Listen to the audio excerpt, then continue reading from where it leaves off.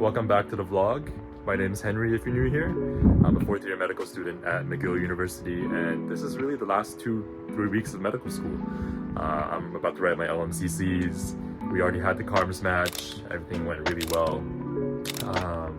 But here today, I'm here to talk to you guys about how I got into medical school. It was a question that came up quite a number of times in the comment section. I thought that was important, that maybe I gave my experiences. I don't think there's any right way of getting into medical school, and I don't think there's only one way of getting into medical school. So I'm here to share some of my experiences, how I got in, and I'll give you some experiences I've seen some of my friends had. A lot of my friends do various different things, and we're all here in the same boat. So I thought it would be valuable for me to also give some insight into their journeys to medical school as well. So let's get the video started.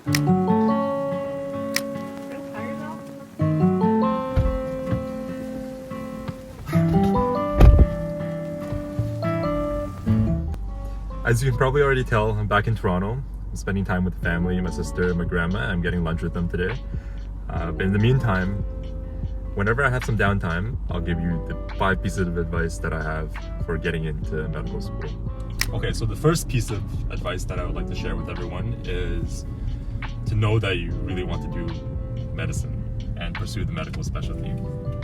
I think this is something that's not talked about very often. Everybody pursues medicine, or a lot of people pursue medicine because they think that it's a great specialty, it's a lot of respect, and you get to do really interesting things such as, operate on humans, save lives, and think about problems in different ways, and work in big team environments, be leaders, and all of that good stuff.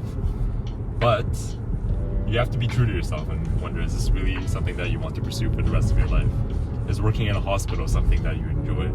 Is seeing patients perhaps get sick, perhaps even die, is that something that you're willing to put up with throughout the rest of your life? I mean, if not, if you have any sense of doubt, I think it's important to try out some other career options such as engineering, accounting, financing. I think those are all really great options, and I have experience with my friends who pursued these careers, and they're all really happy right now. One of my friends actually works in Google in California. He gets free meals every lunch and every dinner. I think that's a great benefit that doctors don't have. We have to pay for our own food. But yeah, if you really have any sense of doubt of pursuing the medical specialty, it's important to try out something else. You can apply to medical school anytime later, when you're 30, when you're 35. There's people in my class who have come from various diverse backgrounds. They've done PhDs, they've done engineering beforehand, maybe they were accountants, but now we're all in the same boat and we're all going for the same thing, which is to become a doctor. All that to say is, reflect on yourself, what your goals are, your strengths, your weaknesses, and use that as a guide to see whether or not you really want to pursue medicine. It's really a journey that's 30-40 years long in duration, and you wouldn't want to be stuck with something that you don't really want to do.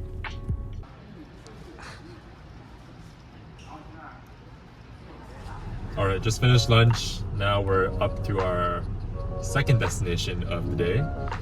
My grandma usually wants to, get some tea, have some coffee after lunch, and I have to respect that because I never see her.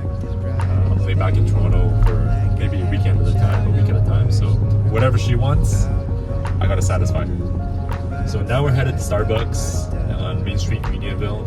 It's quite close to where I live, and Starbucks always has good coffee. It's one of my favorite places, to be honest, and they have a great study space. The Wi-Fi is fast, the atmosphere is nice, and you can order online. There's nothing to hate about Starbucks.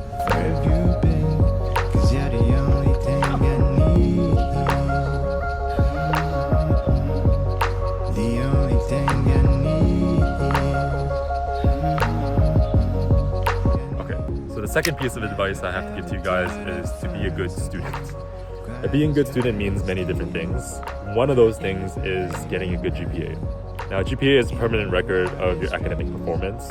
It's something that you're going to be using to apply to medical school, using to apply to masters, even to jobs maybe. They might ask you for your GPA, a minimum of 3.5, minimum of 3.6, whatever it may be. Now, it's important for you to focus on school, get your studies in check, make sure you get as high as possible. I'd recommend anywhere between 3.7 to 3.9 GPA, so that when you apply to medical school, you don't have to worry about this section of your application.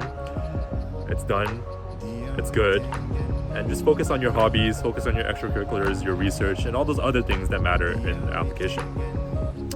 Now, going hand in hand with the GPA is the MCAT score. Now, the MCAT, I know, is a notoriously tough test, but you know, these standardized exams are only going to get harder and harder. The SAT was hard, MCAT's hard, and then the USMLE is going to be even harder. So try your best, get as good as possible on your MCATs. Try to get above 80th, 90th percentile. And just like the GPA, once you get that out of the way, you can focus on all your other important things on the resume.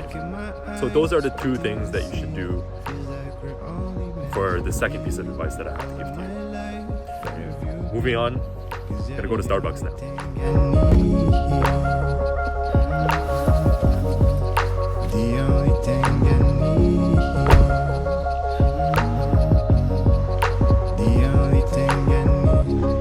In my eyes, what do you see? You're the only thing I need.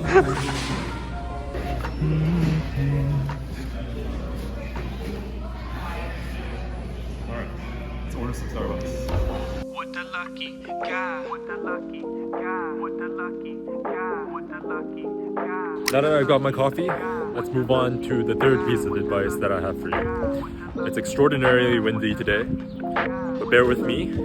If you hear any wind rustling in the back, it's not my fault. Okay, so this piece of advice is basically to try to follow your passions as much as possible.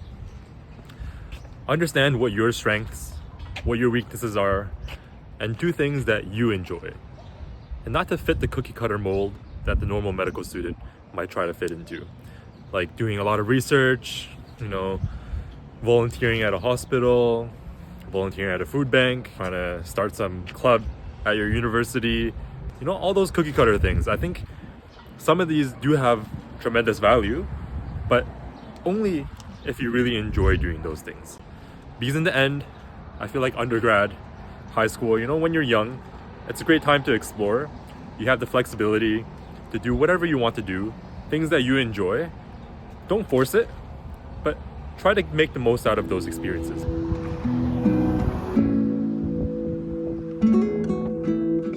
As you get older, you're gonna start having less and less flexibility, so it's really important to use this time and to value it. Do things that you really enjoy. So I think the best example of this is the fact that I make YouTube videos. And now that I have these videos on my YouTube channel, I can go back to look at them 10 years later and relive these experiences as they were. And I felt that this was a tremendously valuable hobby to take on, because in the end I was able to use this for my residency applications.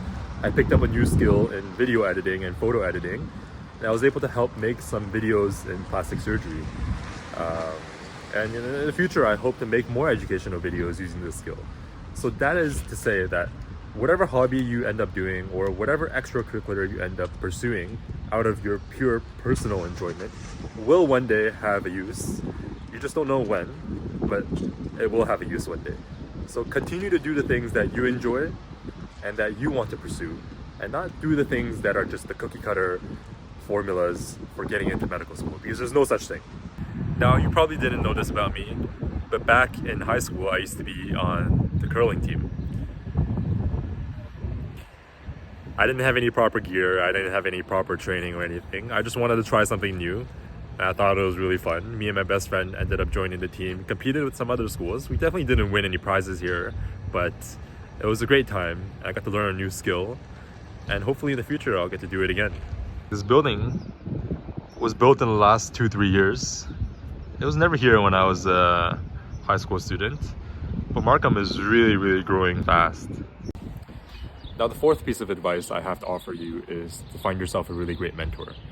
Now, a great mentor can be found through a variety of different activities. It could be done through your research. You can find one maybe in your volunteering. Maybe it's somebody who has a lot of wisdom to share with you, and somebody that's able to guide you through this long and tough process of getting into medical school and later on into residency. My mentors were the ones that I could talk to during their office hours or at any time during the day about anything in the world. I could talk to them about my academics, I could talk to them about my research project, or I could even talk to them about my personal life, any struggles that I'm having, and really try to resolve this. You know, they're the type of people that are almost like your friends, but at the same time, they're your seniors and they're able to give you very solid advice on how to make the right life decisions. Now, importantly, this mentor of yours will be writing your reference letter and will be able to write about you and speak to your character and really talk about it in a genuine way that conveys all your qualities and all your traits and why you should become a doctor one day. So find yourself a mentor and it'll go a long way.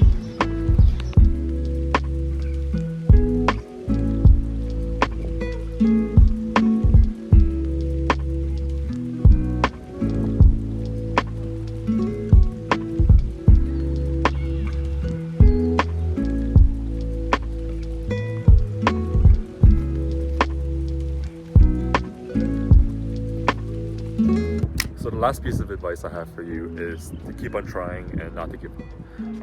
Average medical student probably takes between 2 to 3 attempts before they actually get into medical school. I didn't get in the first time. A lot of my friends didn't get in the first time. And a lot of people in my class, like I said, have done PhDs, have done masters, have worked in the industry, and then come back realizing that they wanted to do medical school. So just remember, after the first time, if you don't get in, there's so many different things you could be doing. You can pursue your hobbies, you can continue to play badminton, piano, maybe do some computer engineering, whatever you like, and just keep on trying at it if you still want to do medicine. And eventually you'll get it. So that's the motto. Keep on trying and don't give up.